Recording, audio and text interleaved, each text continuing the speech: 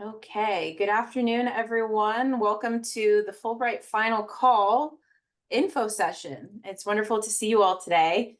My name's Katie Salgado. I'm one of the primary advisors in ONSA for all things Fulbright ETA. And I'm really excited to chat to you all about Fulbright. We're coming up on the deadline for this cycle, so we're doing a final call. You might have received an email from myself, Dr. Mox, maybe one of your professors or your listserv. And we're here to kind of chat a little bit about what it would look like to submit for a Fulbright application for this upcoming cycle. We'll talk a little bit about things like timeline, choosing a country, and all sorts of good stuff. So if at any point you have a question, go ahead and throw it in the chat. We'll try and get to most of these questions towards the end. So just know we'll do a little FAQ towards the end as well, and we'll do our best to get all of your questions. Really, our goal for the end of this session is that you get excited about Fulbright and you get some clarity on whether or not the app is right for your timeline and right for you. So thanks again. For those of you who are new to the world of ONSA, maybe you just got an email from us. We are an office within ASU. We serve all of ASU.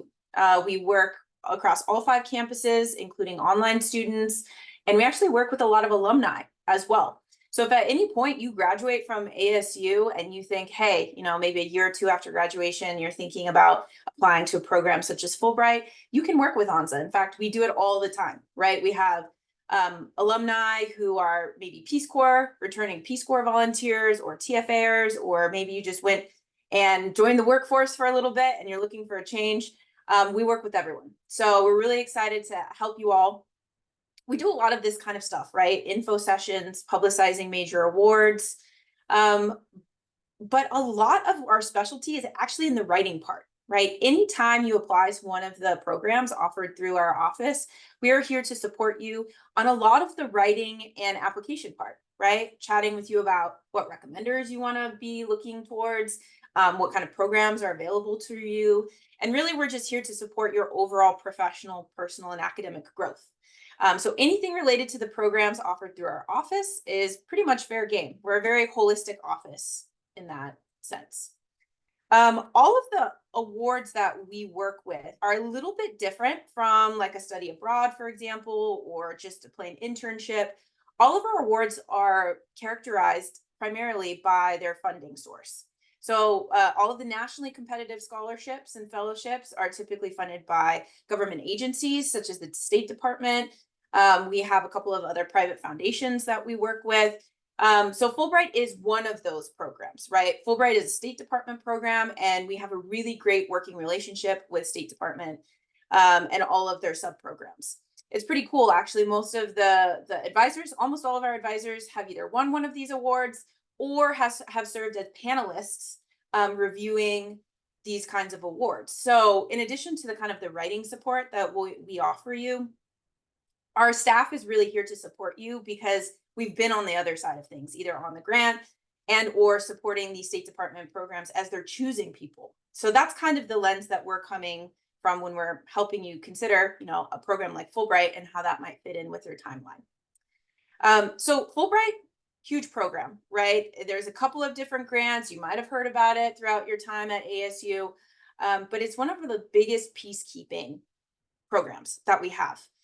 Its mission is to foster understanding between nations, advance knowledge across communities, and improve lives around the world.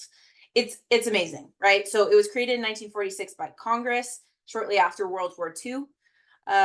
It's administered overseas by binational commissions and U.S. embassies, which is really, really cool. So if you are a Fulbrighter, for every $1 that goes towards your grant, 50 cents is spent by the United States, and the other half is funded by the host country to which you're applying, which is really, really neat, right? There's not that many programs out there that exist where we have such a great working relationship, just internationally and abroad. So I think that is part of the draw to Fulbright. It's very well respected. Actually, on the other side, so you would be applying potentially to Fulbright to go abroad, but we host a tremendous amount of international scholars to come to the US. So they're really focused on that mutual exchange.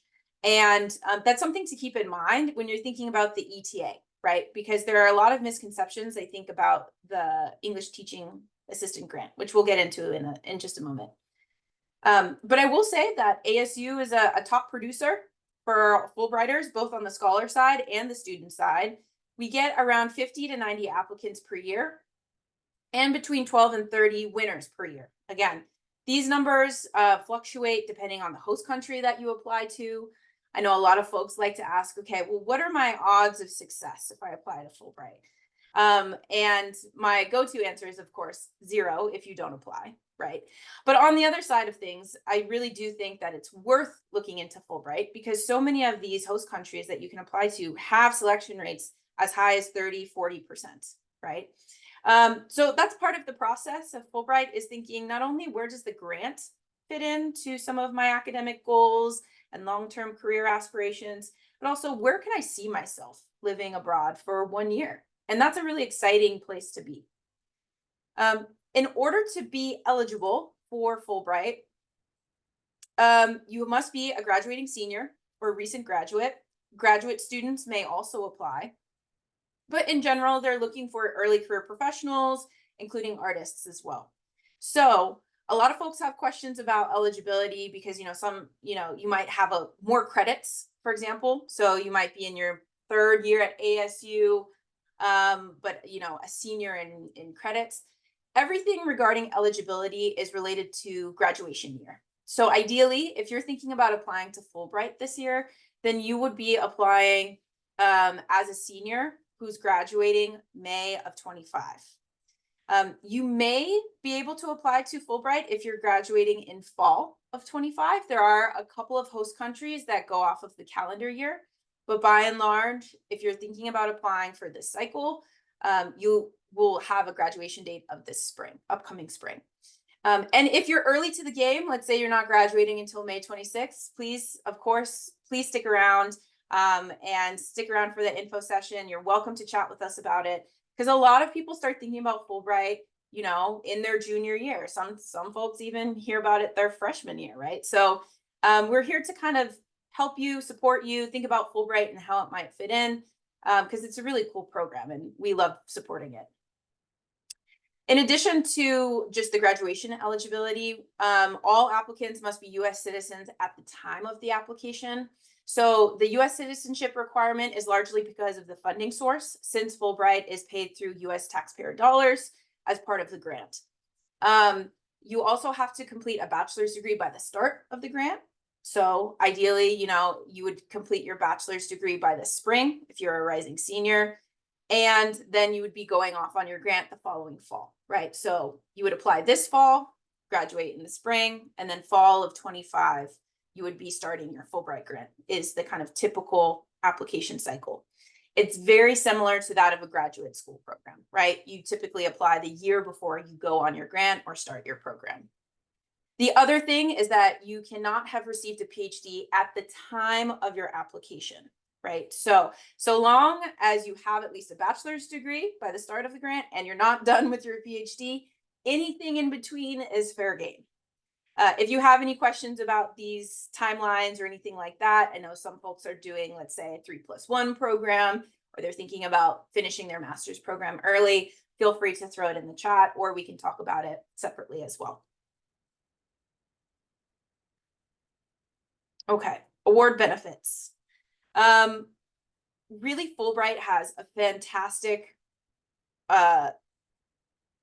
award benefit for all program members, right? Round trip airfare, monthly stipend, accident sickness insurance. Depending on the host country, you might also have tuition support and language training, particularly for host countries, let's say in Central Asia.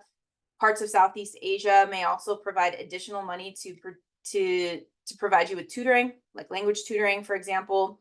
And depending on the host country as well, they may support some dependent allowance. So if you have a spouse or a family that you would like to take with you on your grant experience, they do have, some host countries do offer that as well, in addition to disability accommodations. It's really It's lovely. I will say, as a Fulbright alumni myself, I completed my Fulbright ETA to Portugal.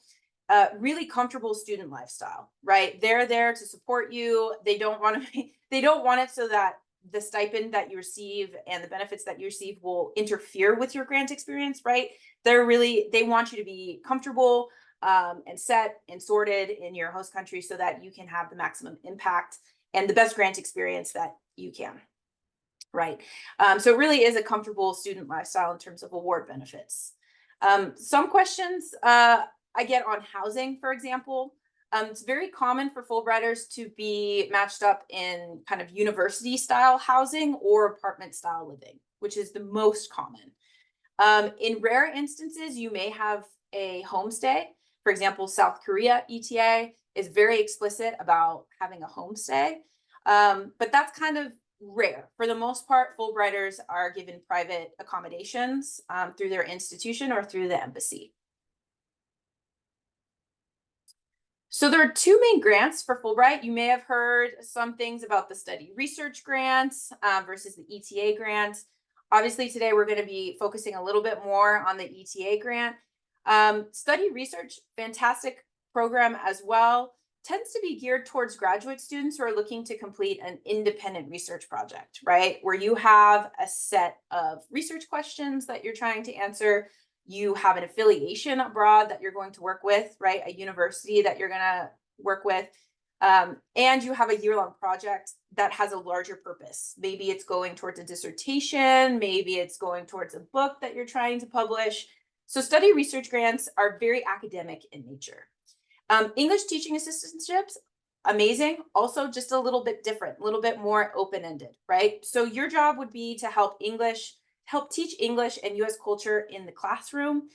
There's also a wonderful supplementary project that goes along with it, which allows a lot of flexibility for students. And that's why I think a lot of folks gravitate towards the ETA, because it allows you to not just teach, right? You don't necessarily have to be a teacher, career teacher, or want to be a career teacher, but they are looking for folks who have talents and qualities that can go across teaching, across classroom, and into community settings. And I will note too that for ETAs and study research, pretty much any Fulbright grant post-grad will be 8 to 10 months. So typically an academic year. Okay, so ETA criteria, pretty broad, but something to keep in mind. They're really looking for folks with excellent verbal and written communication skills, flexibility, adaptability, and openness. That is truly key, right?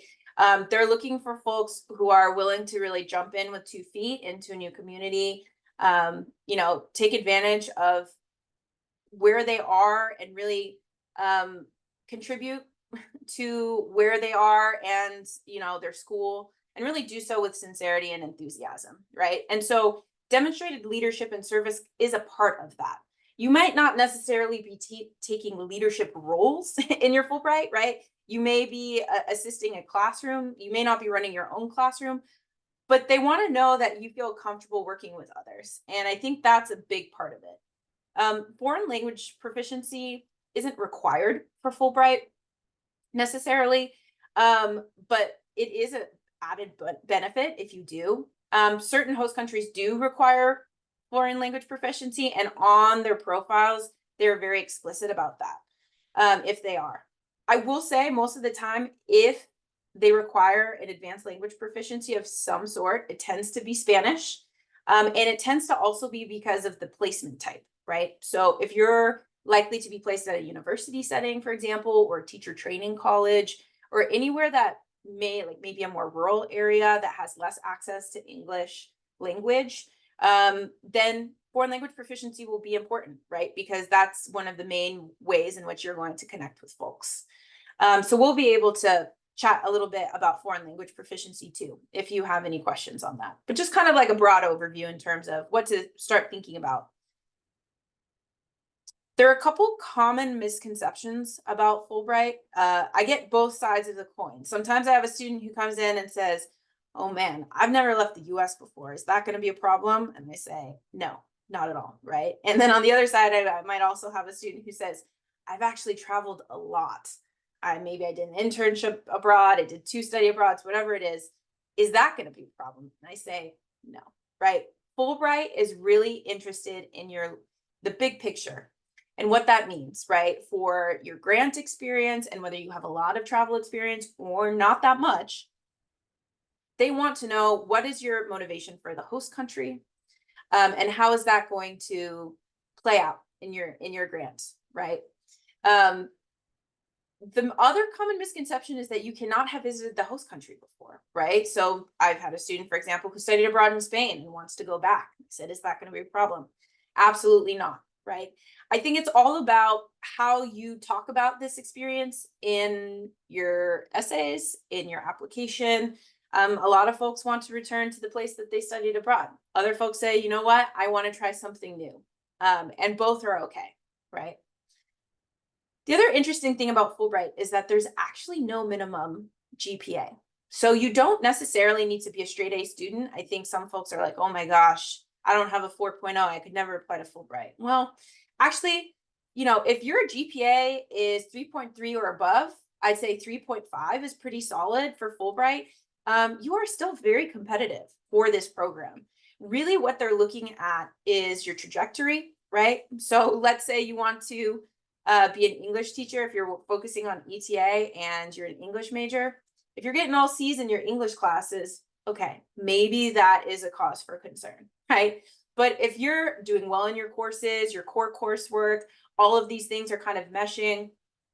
Maybe you didn't have a great semester doing OChem or Calc. These things they can kind of take into context, right? So I don't want you to think that just because you aren't a straight A student, that Fulbright isn't feasible for you, because, it absolutely is. And if you are a straight A student, congratulations. We're very happy for you. That's just going to help your application even more. And, we'll be looking very closely at some of the community work and how that fits in with some of your academic training as well. The last common misconception is that you need to be planning to be a teacher or have some sort of TESOL certification. Now, if you have a background in teaching, maybe you're already you're an education major, for example, that's wonderful, right? There are plenty of host countries that do state a preference for folks with that kind of background and training. Again, that's largely because the placement might ask you to run your own classroom or train other teachers as part of the grant experience.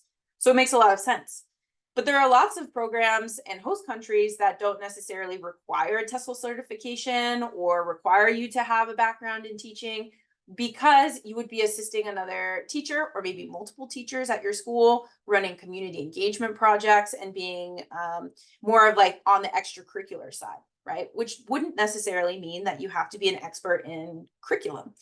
But that's where the leadership comes in, right? So if you're already running community workshops, maybe you've led a couple of clubs, or you've coached a sport, or you've been a mentor of some sort, this all kind of comes into play. They want to know that you have the skills to be able to adapt on the fly and contribute to your school.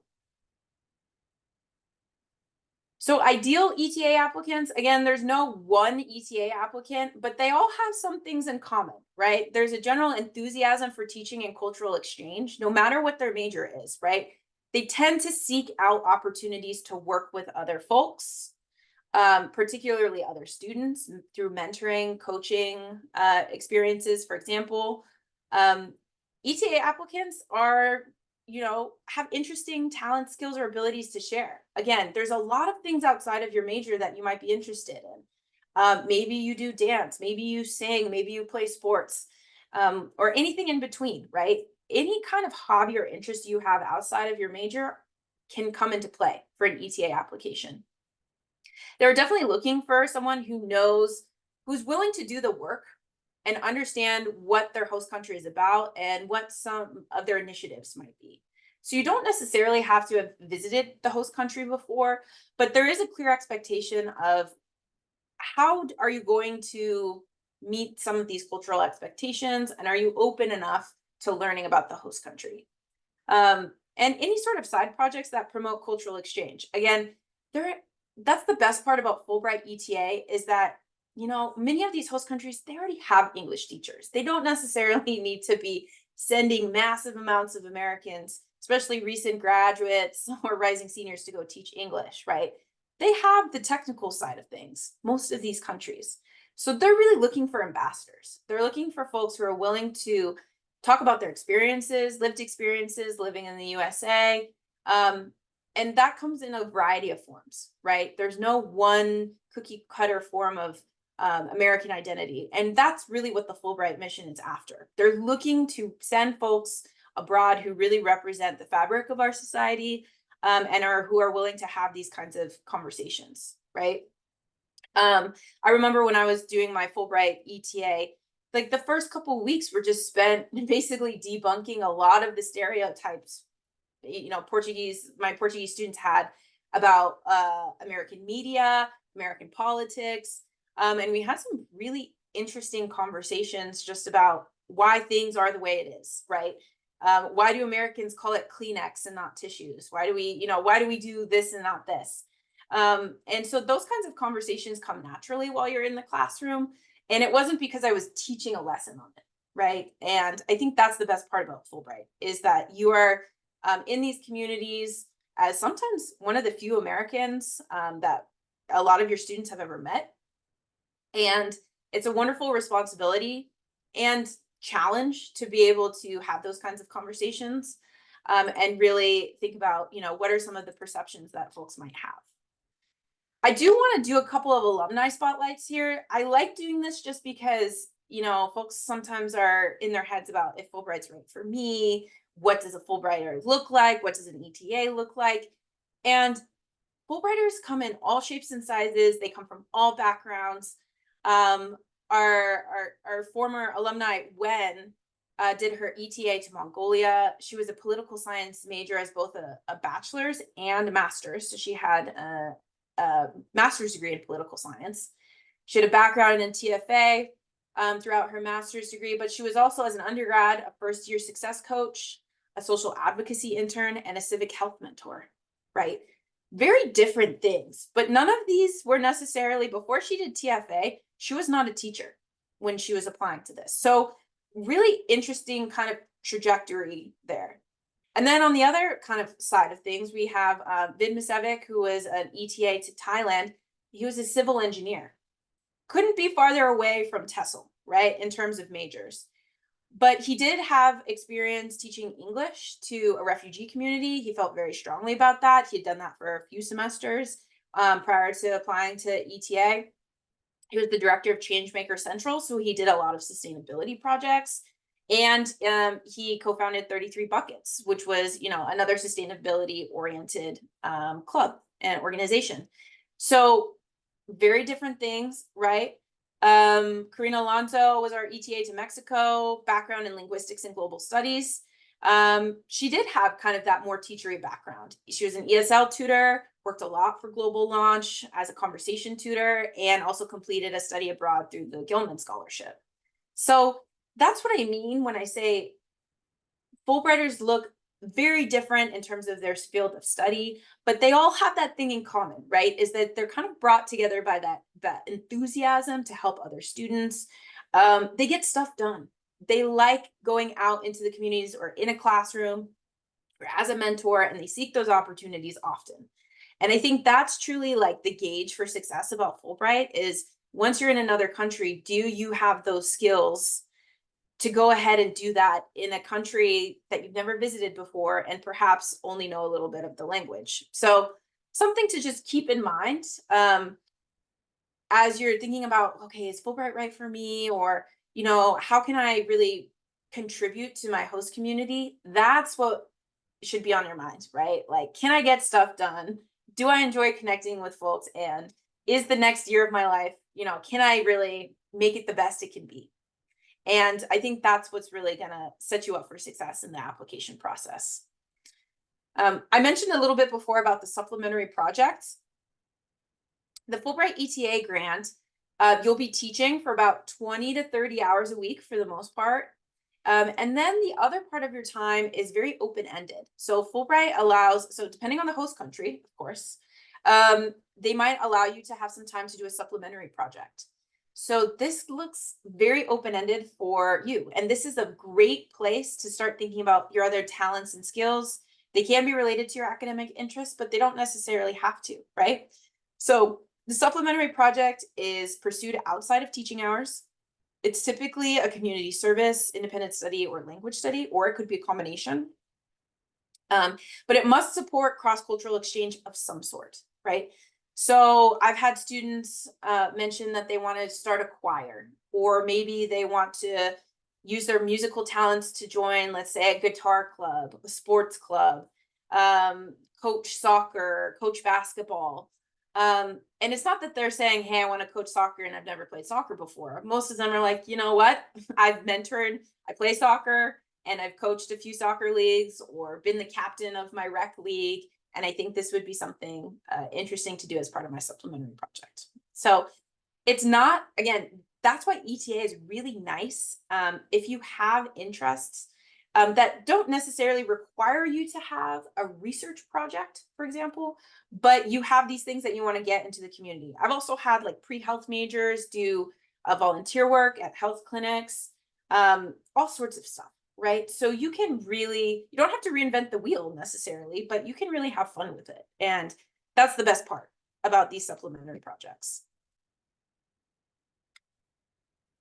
Okay. So in terms of application components, we'll kind of get into the second part, which is what does the ETA application look like? Okay, so we know a little bit about eligibility. We know, okay, mission of Fulbright, what are they looking for? The ETA application is actually quite straightforward if you really boil it down. There's 2 essays that are required. Each are 1 page in length, single spaced. You have the personal statement, which is pretty straightforward, and then the statement of grant purpose, which is kind of, I would say, like a distant cousin of a cover letter, right? It's really focused on your professional aspirations, of why you're applying to this particular grant, what are your motivations for applying to the host country, and your ideas for cultural engagement and supplementary project, if that's required by your host country. The other part is the 3 references. So the ETA does have evaluation forms instead of the narrative letter of recommendation. We'll get into that in just a sec. But they're really focused on professional, kind of like how you've been in the community, all of your skills relating to teaching and mentoring, and again, going back to that adaptability. Depending on the country that you apply to, you may also need a foreign language evaluation, which we can help you attain.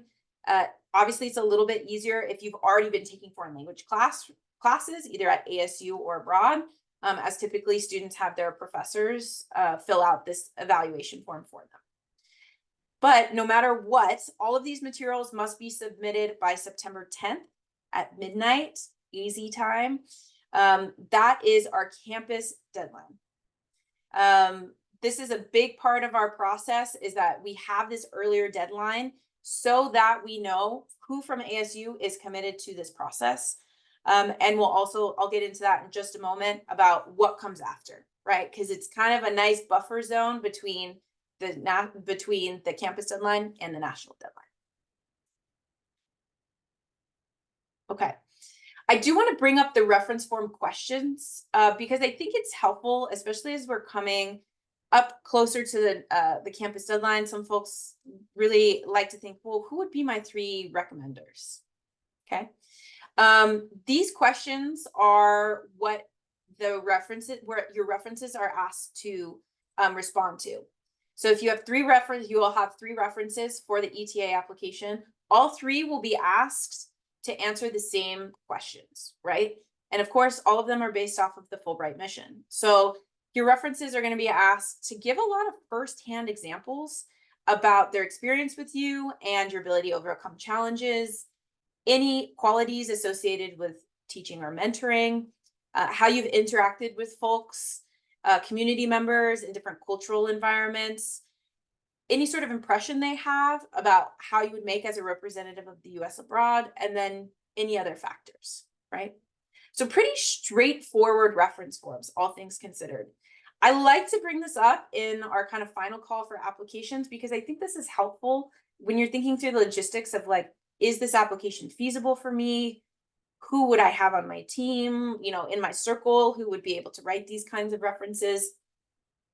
And I think this gives a nice clear picture of like who they're looking for, right?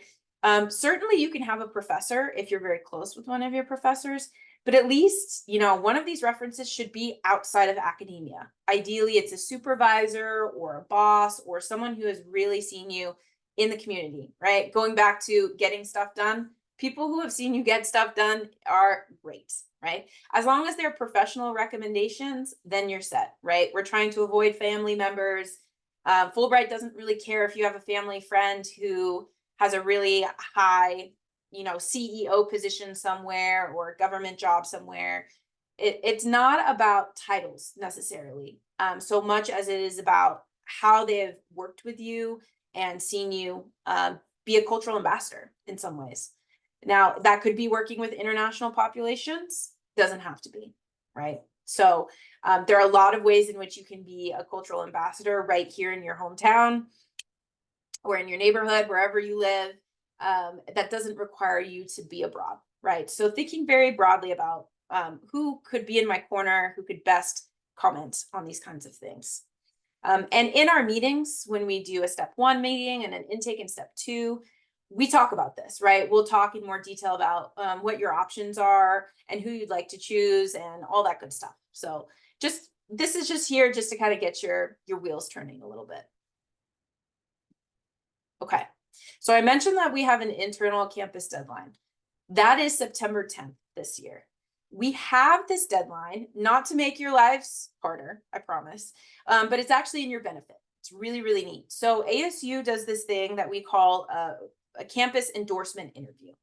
And that's because Fulbright doesn't interview folks, right? They leave it up to the universities to interview their students, and they want to make sure that the students are supported throughout the Fulbright application. So what we do, we set an earlier deadline. You submit a full application by September 10th. Your references are in, you'll have drafts of your essays in and your online portal, everything's done, right? After that point, we will actually send your application to a committee. We create committees on your behalf. So let's just say you're applying to Spain ETA, you submit your application on September 10th. We'll create a committee specifically for you with Fulbright alumni. We get ASU professors, typically teaching professionals, etc., around 3 or 4 people who volunteer to read your application and give you feedback. So on September 20th, we'll do a virtual interview with you with a small committee who's read your application, who has experience in the host country, who's maybe been a Fulbrighter themselves, and they'll ask you some questions and they'll give you feedback. So their role is to basically be a mock national screening committee. That's the best part, right? So you can be working with ONSA on feedback, but you'll also be able to get this additional layer of support through ASU by having all these volunteers, right? So when we get 50, think about that. If we have 50 to 90 students from ASU applying, each one of those students gets a committee who's willing to look at their application. That's a lot of professors. We have a huge Fulbright community here at ASU. We have a huge alumni community outside of ASU who Zoom in to do these interviews. And that's because they are fully committed to your success and also the success of, ASU as a whole when it comes to Fulbright. So thinking back to the top producing slide, this is no accident, right? ASU students are tremendous Fulbrighters, not only because you all have a wonderful background, very social embedded, come from a lot of different majors, have a lot of amazing lived experiences, but also because we have a community who believes in you and believes in the process of Fulbright and everything that we do. So that's the best part, right? So like I said, it's not, the September 10th is, yes, coming quickly, but it's also not to make your life harder. It's to improve your application. It's to make sure that when you submit on October 6th, which is around the time of the national final deadline, it is in the best possible shape it can be, and you have the best chances of success of being selected, right? So we say resubmit your final applications. After your virtual interview, you will have time to go back into your application and make changes. You can continue to work with ONSA to review your essays. We do workshops. We have all sorts of stuff, right? So September 10th, just think of it as a dress rehearsal where all of your materials must be in. But you will have some time after that point to make changes to your application after your campus interview. Okay. I also want to make sure that you know who are all the players. Obviously we've met today, and I work with primarily ETAs, but we have an amazing staff at Monza. Dr. Lori Stoff is my colleague, and Dr. Irina Levin. Both are faculty mentors who have joined us working with ETAs and study researchers. Kai Johnson, wonderful. I don't know if she's on the call today, but she is she's the brains and heart behind all of Fulbright, right? So anything related to your interview, your campus interview, anything related to your Fulbright portal, Kai is your girl, right? She's going to help you troubleshoot anything that you have. And at any point, you will be working with one or all of us throughout the process, which is really awesome, right? Like, we have a full staff here to support you. We all have different specialties. For example, Dr. Stoff is an expert in Eastern Europe. So if you're looking at Bulgaria ETA, you might want to work with her a bunch because she has a lot of, experience. A lot of my background is in South America, Portugal, and Spain. So if you're applying to any of those countries, maybe we'll be working together. But at any point, you can be kind of bouncing around advisors. And in fact, we encourage it because your application is going to be read by a lot of different people. So you want to make sure that you're getting a lot of different eyes on it. We also have Dr. Kyle Mox, who's the director of our office. You might have gotten an email from him, and Dr. Habza, who also works primarily with study research and graduate students. So if you're applying to ETA, you might not work with them as much, but you will still definitely get announcements from them, emails from them. So just keep an eye out. Again, we have a full staff here to support you. So long as you are very collaborative with us, we are here to support you as much as we can, right? So we just ask, especially as we're getting closer to the deadline, that you really commit to the process if you think Fulbright is in the cards for you this semester, right? To apply in the cycle. Professionalism, responding to emails promptly, updating us on your schedule, on your recommenders, making the most of your resources. We're all busy here. At any point, we might be working with 90 students. And as much as we want to give you all of our time and attention, last minute work equals last minute attention, right? I think ONSA's a little bit different because a lot of the writing that you're doing, it's not for a grade. We don't get commission off of the number of Fulbrighters that apply. So we're here to kind of meet you with the same kind of energy. We're here to match your energy in terms of your commitment of applying. And we have a lot of cool resources for you in that. So, rather than, you don't need to ghost us if you don't want to apply. It's no problem. Just let us know, right? Just say, hey, it's not in the cards this year, but thank you so much for the opportunity. I'll keep an eye out for future experiences, right? So that's the kind of expectations that we have in terms of a working kind of reciprocal relationship. And as long as you kind of keep that in mind and you go into the process with, professionalism, and just know that we're in it with you and we are just as invested as you are, just to keep us in the loop. That is, it'll be smooth sailing for everyone involved. So we really appreciate that. Okay. So the last part I'll kind of point out here is that we have a pretty simple 3-step process. If you're thinking about starting your Fulbright application and getting going, we try to simplify it as much as possible. So if you are completely on board with Fulbright and you're like, okay, I'm ready to kind of get going. What do I need to do? The first step is to just do an intake, right? These are exploratory intakes. At that point, we're going to talk about big picture stuff, host countries, what's the timeline for submission, what's kind of on your plate right now, and what are the next steps, right? Step 2 would be the getting starting on your app. You're going to open up an application with us together. We'll talk a little bit about lures. We'll talk about foreign language evaluations and brainstorm what you want to talk about in your essays. And then step 3 would be the drafting and revising. So at that point, you're gung-ho, you're really ready to choose your country, your timeline, everything about it. And then we'll do a lot of draft review. The cool part about ONSA and kind of the process that we do is it's a very group focused kind of advising practice. So at any point, especially in the drafting and revising, we typically do group advising, which means you can sign up for a slot and up to 4 students can also sign up for the same slot, which is wonderful because you're with an advisor, we're swapping essays, we're reading each other's stuff, giving feedback. You'll always get feedback from an ONSA advisor, but you also get to read and support other ASU students who are also applying to Fulbright. And it's really eye-opening because, I can't tell you how many times we've had a draft review session where someone goes, oh, wow, I really liked what they said there. Or, oh my gosh, I completely forgot to add my supplementary project. I should probably do that, right?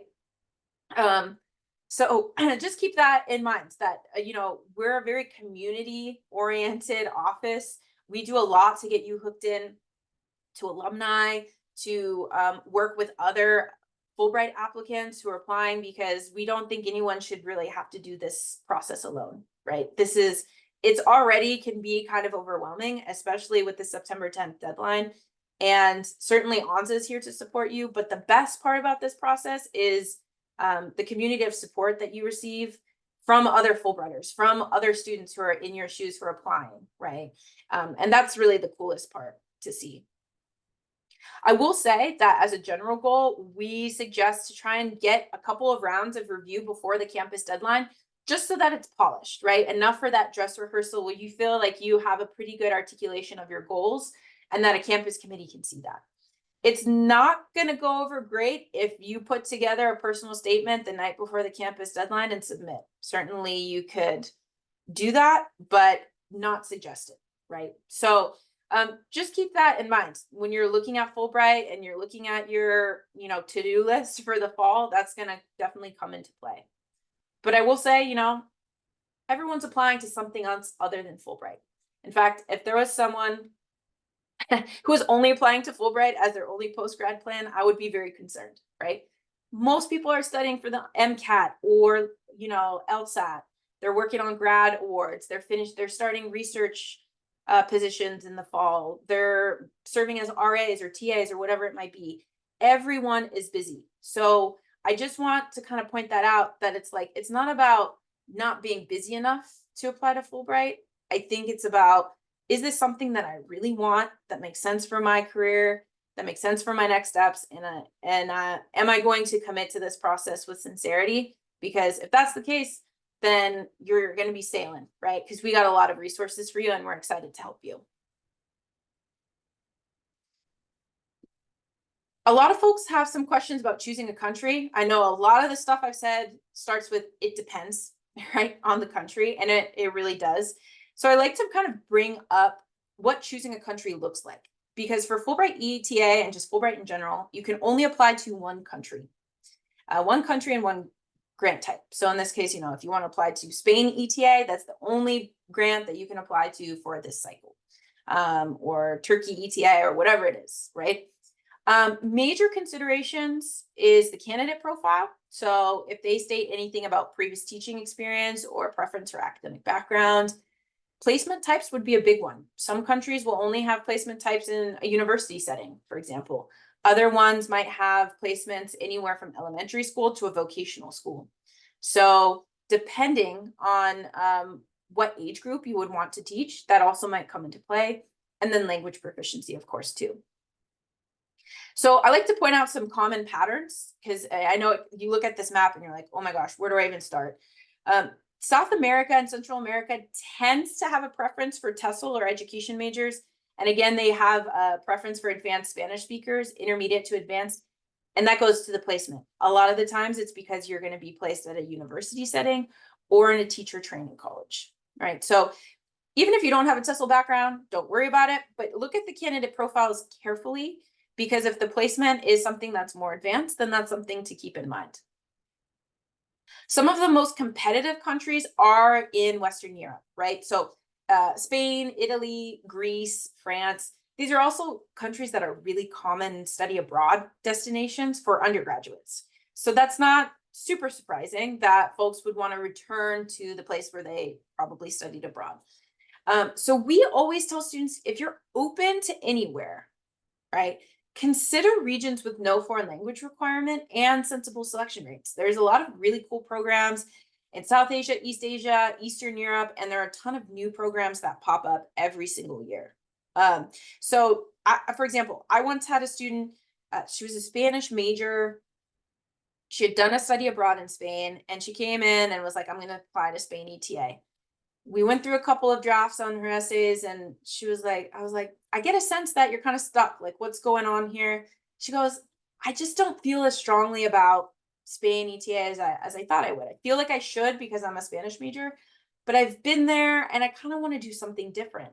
And as we were kind of talking, she was mentioning how she had taken Albanian through CLI over the summer, and her partner was Albanian as well. And she's like, I just really love going to Albania. And I go, well, let's apply to Albania ETA. You know, and she was shocked. She was like, well, but I'm a Spanish major. Isn't that weird? I go, no, right? Her heart was in Albania ETA. She had all of the qualifications for the candidate profile. Even though her proficiency in Albanian was a little bit lower, it wasn't required as part of the grant. So it was actually a huge benefit for her to have even a novice level, you know, a semester's worth of Albanian applying to this grant. So just thinking about that, you know, just because you have one major or one experience in a particular country or field of study, does not necessarily mean that, you know, it's going to be a one-to-one all the time. I have students who are very adventurous with their country selections and love it, right? And have a lot of experience and success there. So I will point out that Fulbright has an amazing part on their website that is the award search. And I'll actually put it in the chat right now. This is kind of the quick hits guide for Fulbright as you're looking through your country profile. So you'll notice that it gives you an option to narrow it down by your award type, your ETA, if the foreign language proficiency is required or not, the placement type, and then you'll also notice when the start is. So I mentioned that there is a couple of programs that might start on the calendar year, like maybe we'll start in January instead of the fall. Keep an eye out for that. So it'll show you an October start, September start, spring start, etc. And the little blue buttons there are the number of grants that they have. So Argentina has 20, for example, Azerbaijan has 4. But keep in mind that just because they have smaller numbers does not mean that they're necessarily like a lower selection rate. And on the Fulbright website at the very bottom, they do have a statistics tab where you can look at the different countries, and they give the last 3 years of the total number of applications and then the total number of awarded. So that's also kind of a nice place to go, because you'll be surprised. Azerbaijan might have 4 awards, but then 6 people applied last year, right? And you're thinking, whoa.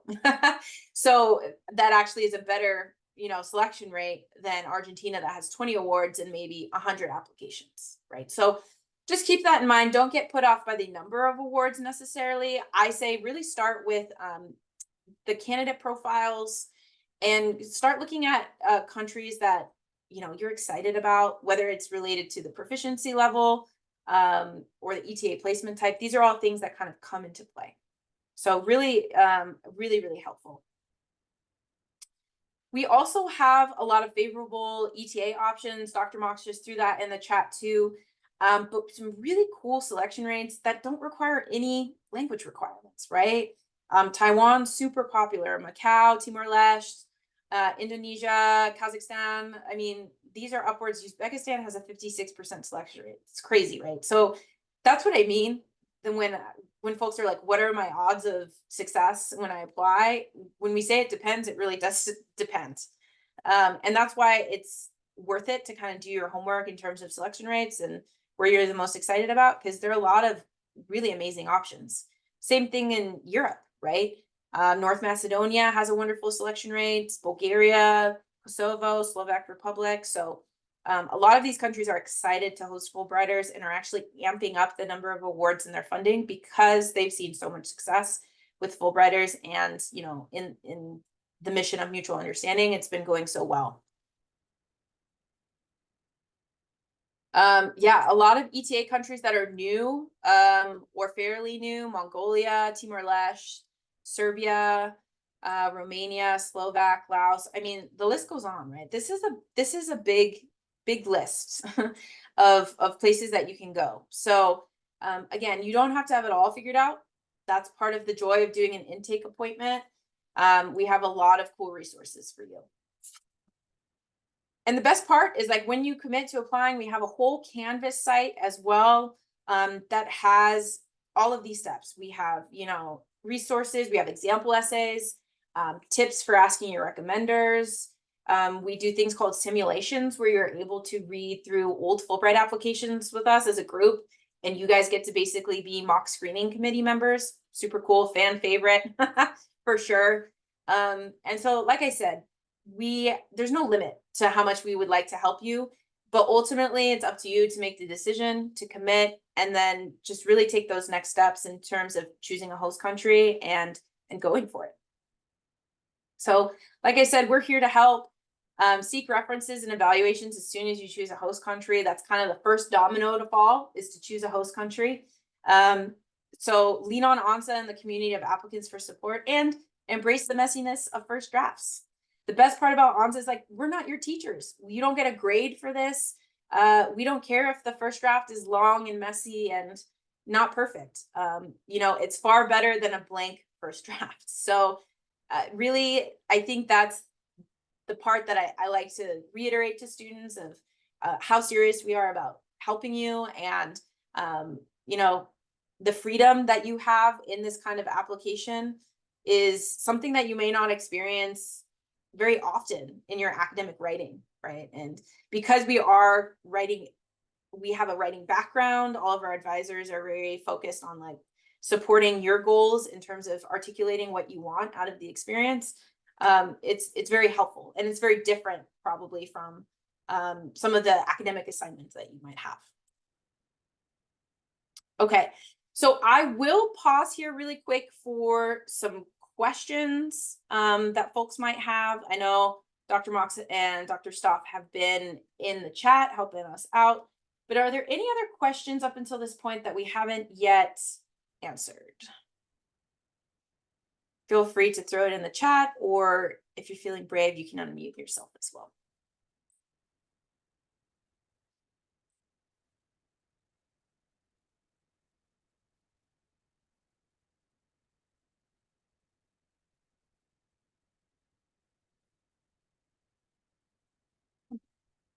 Dr. Mox and Dr. Stoff, do you have any just last minute things that you'd want to add on? Anything that I didn't cover today in terms of folks thinking about starting a Fulbright app before the campus deadline?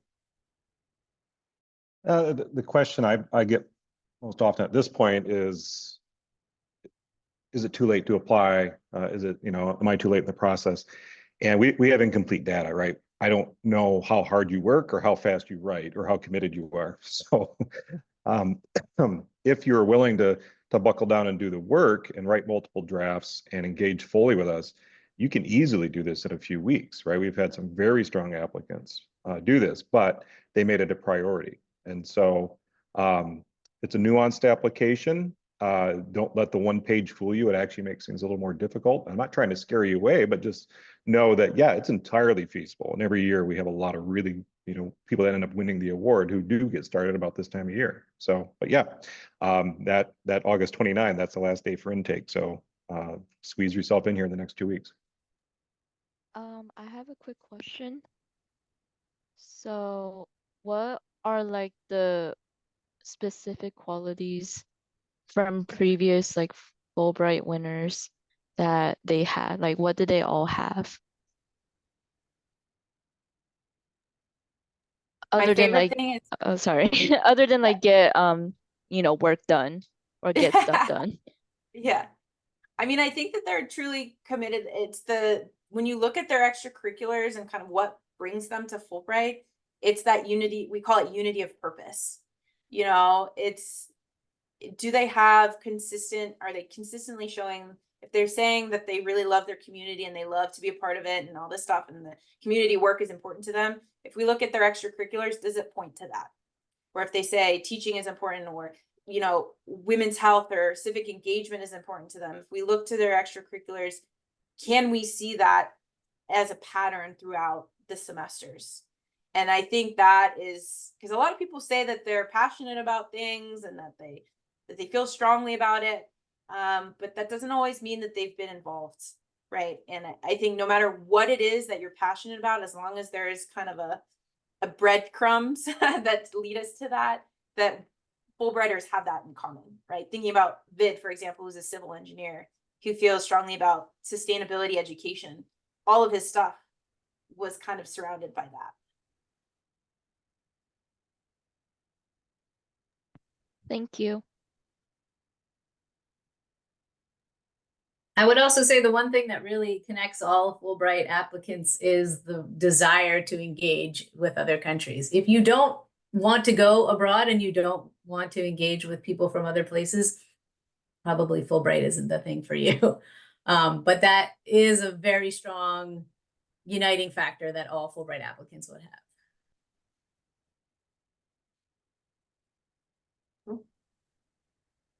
Yeah, and just to clarify, I see in the chat some of the dates clarification. So I mentioned that we have our 3-step process where you do an intake, a getting started, and then a draft review, right? So the August 29th is our final call for intakes. At that point, like that's really your last day to make a first appointment with ANZA to get going on the process. The reason why we have that is because you would need to solicit letters of recommendation, and anything under 2 weeks to ask for a reference letter is, you know, really questionable on the professional, right? We need to give our recommenders as much time as possible to write those recommendations for us. So that's why we have the last day for intakes on August 29th. Really, at this point, all you need to worry about is choosing your host country and choosing a day for intake. After that point, we will get you absolutely in the pipeline and we'll be able to get you sorted. You don't need to submit your essays anywhere. When you do a draft review appointment, eventually when you get to step 3, you'll bring it in as like a Google Doc and we'll kind of share and add comments, and you'll be drafting and revising until you submit it on the Fulbright portal for the campus deadline. So really, in terms of like all you need to get laser focused on is choosing that host country and getting that intake with myself or Dr. Stoff or Dr. Levin, and we will get you going and get you started.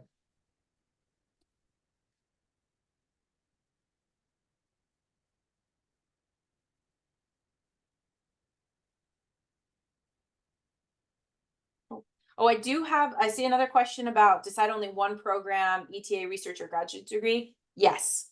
So only one country and only one program type, right? So you can't be applying to an ETA award and a graduate degree award in the same cycle. You have to commit to one.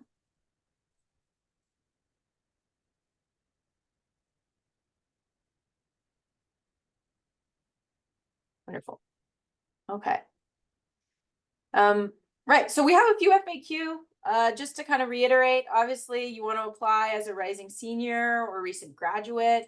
Choosing a country is really going to depend. Use that award search. That will be your best friend. Narrow down countries that interest you, that the candidate profile really speaks to you. And if you have language proficiency, that can definitely be an added bonus, but not always required, right? So kind of keep an open mind.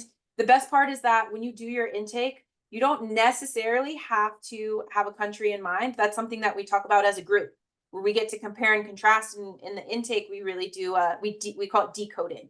We'll go through the country profiles together and kind of compare and contrast, which is really cool. The other thing I will note is that as an ETA, you don't know where specifically you will be placed before you apply.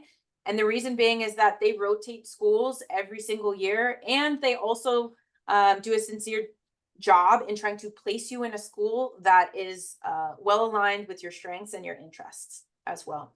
So you'll figure out where you're going to be placed once you actually receive the Fulbright.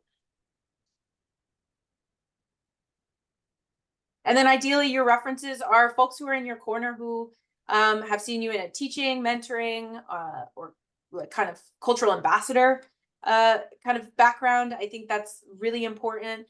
They don't necessarily have to be all professors, right? I don't need necessarily 3 recommendations that said, you know, so-and-so got an A in my class and they're wonderful. While that's great, it's not necessarily going to help us figure out if you're the best person for the ETA position. So think outside the box, and in our intake, we can also chat about this as well, about who you're thinking about. And if you're struggling to find a third recommender, you know, we're happy to chat with you about that too. And this is my favorite question of all time. How do I know when I'm done with essays? And then from the bottom of my heart, with all the love in my heart, the answer is never. You will be constantly revising and reworking your essays up until the deadline in October. We have a saying in ANSA, there's no final drafts, only submitted drafts. So we are here, again, it's a process. It's not a one and done, crank it out over a weekend kind of thing. And if you embrace that process, you will see success, certainly. And then submitting your application for the September 10th deadline is everything's through the Fulbright application portal. So in our intakes and our step 1 and step 2, we'll show exactly how you do that. We'll open up an application together and we'll get all of your questions answered related to how you submit for the campus deadline. So like I said, the best thing you can be doing is look at your calendar, see when you can get an intake with us, and we'll get you going from there, which is great. And Dr. Mox threw in the direct link for our appointments. In order to make an appointment, it'll be ansa.asu.edu. You can make an appointment directly through our website as well. I do sometimes get questions about pets, friends, or family. In terms of the pets, definitely check with your host country, especially if they are part of your, living situation and everything like that. Same thing with family. If you have dependents who can join you on the candidate profiles of all of the host countries, they actually have specific links and statements about whether or not they have dependent support as well. Again, we're happy to chat with you about these kinds of things as we go on. So go ahead and make an appointment. What are you waiting for? The time is now, right? We have a lot of people waiting in the wings to get you started. We're really excited that you're considering Fulbright, and it's a great experience. I mean, I can say as an alumna myself, it's one of the best years of my life. I wouldn't be here on the other side of things trying to help students apply if I didn't think it was worth it, if it wasn't a really wonderful, transformative experience. So highly recommend that you consider it. We're happy to answer your questions as well. Feel free to email myself or Dr. Stoff. I'll throw my email in the chat in case you'd like to contact me. But if not, we look forward to seeing you in an intake meeting and getting you going. So thanks everyone for your time, and we'll stick around for a little bit, but if not, have a great rest of your afternoon and we'll talk to you soon.